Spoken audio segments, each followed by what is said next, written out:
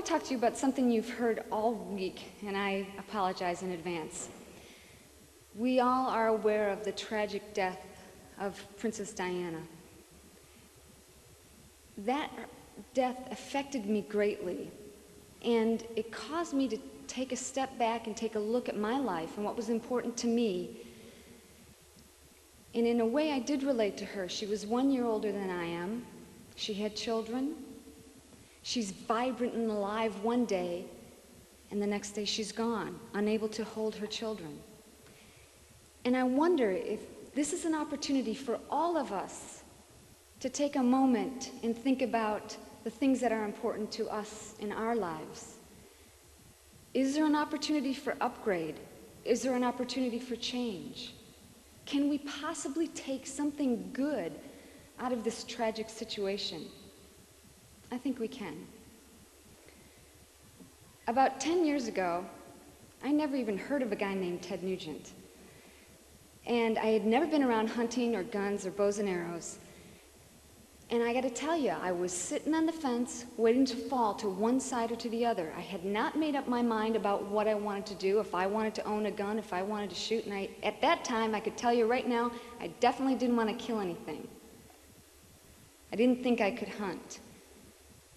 And I got to tell you, there are a lot of women out there like me, like I was. There are a lot of women out there right now. Ted enlightened me to the truth. And I think it's your responsibility right now to take stock of what's going on in our state and our country. And it's your responsibility to change that. Grassroots and Michigan gun owners and Ted Nugent United Sportsmen are doing as much as we can physically to change that. But it's going to end up on your shoulders. Don't rely on someone else to do the job for you. And I think that the way that we can start with this is to reach women. Women are the key. By the year 2000, 50% of heads of households will be women. Women who can and will make the decision for themselves and their families about whether or not they want to own a gun, about whether or not they want to hunt. And you know, if they were like I was, which a lot of them are, they could easily be lured into Sarah Brady's grasp. They could easily be lured by the deceiving rhetoric and statistics of handgun control. You know it's true. And again, we can only do so much. It's going to take you.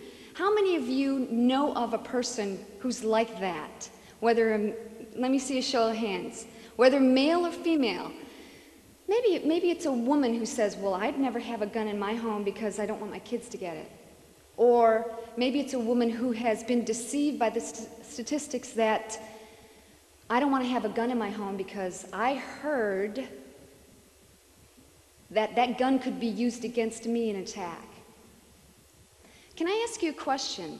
How many have you, let me see a show of hands, how many of you have ever written a letter to a politician or to the media in support or defense of the Second Amendment? Good, but it's not good enough. Let me ask you again. How many of you have written a letter or made a phone call in the past month? In the past week? It's got to be done every week. Every week, the minute you see something in the media, you've got to pick up that phone, you've got to make a phone call, you've got to write a letter. I heard on a radio talk show last week a politician saying, you know, I believed this way on this particular bill, but my office was inundated with telephone calls, so I changed my mind. The media, the paparazzi hounded Princess Diana to her death. They were relentless. Sarah Brady's people are relentless. You need to become relentless. You need to become activists and speak up about what you believe in. And sometimes, yeah, I think it's possible to turn a tragic situation into something positive.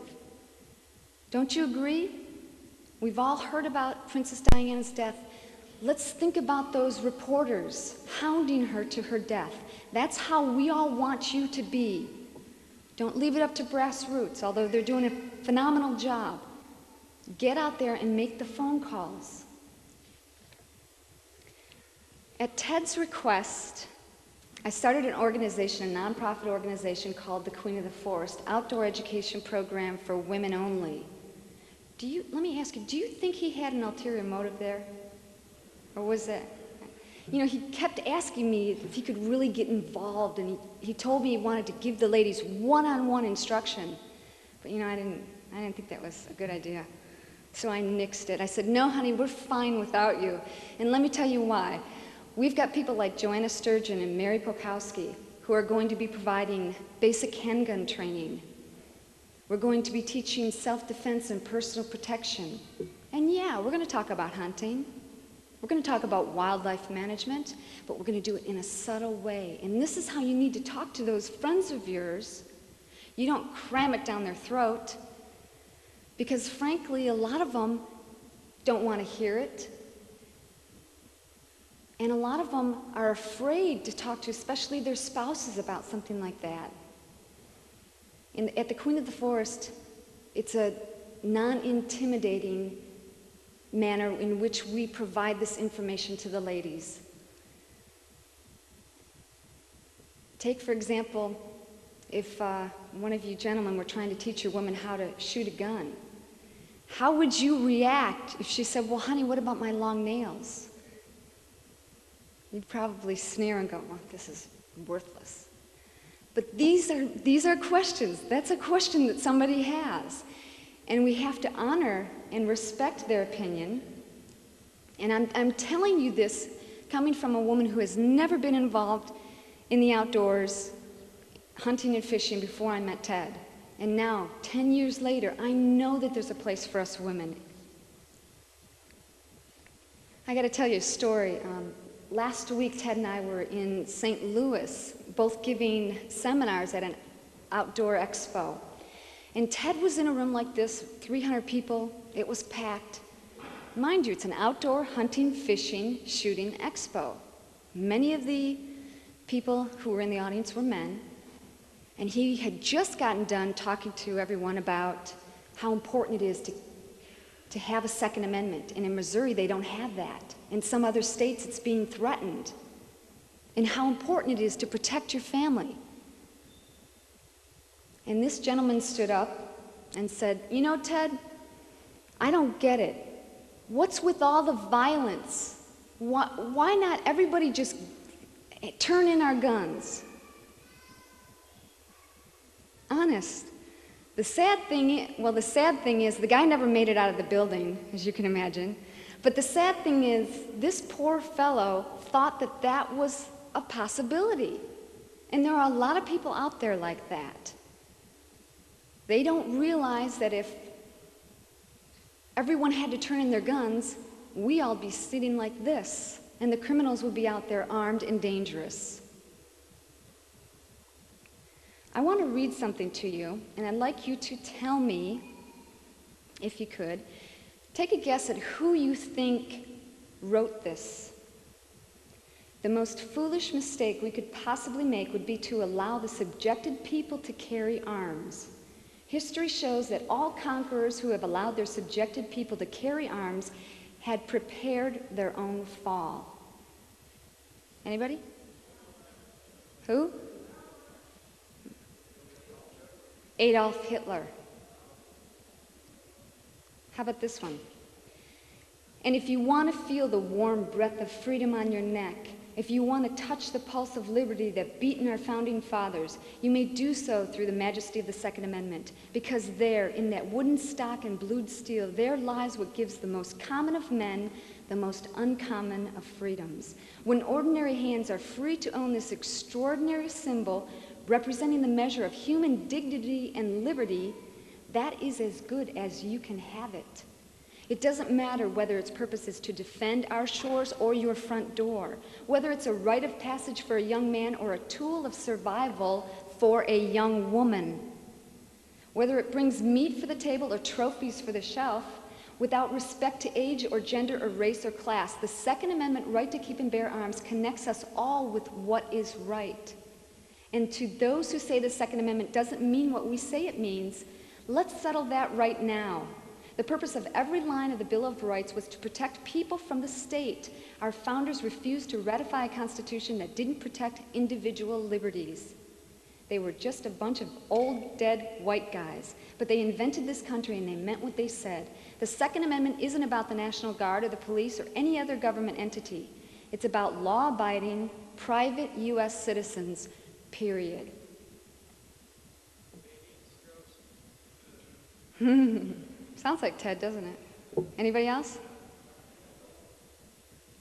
Who? Charlton Heston. So I implore you to take stock of what's most important to you.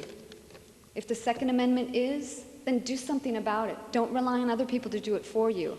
And for those people who are sitting on the fence, waiting to fall into one side or to the other, let me tell you about the Queen of the Forest program. It's a subtle way to introduce them to what you believe in. I'm not going to cram hunting down their throats. We're not going to cram gun ownership down their throats. But don't you agree that if they don't have the knowledge, if they haven't fondled a gun, how can they possibly make the decision on whether or not they want to use it, on whether or not they want to hunt? Knowledge is power. Ignorance is not bliss.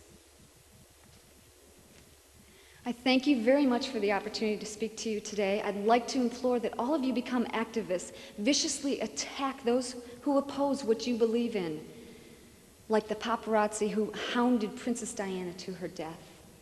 Thank you very much.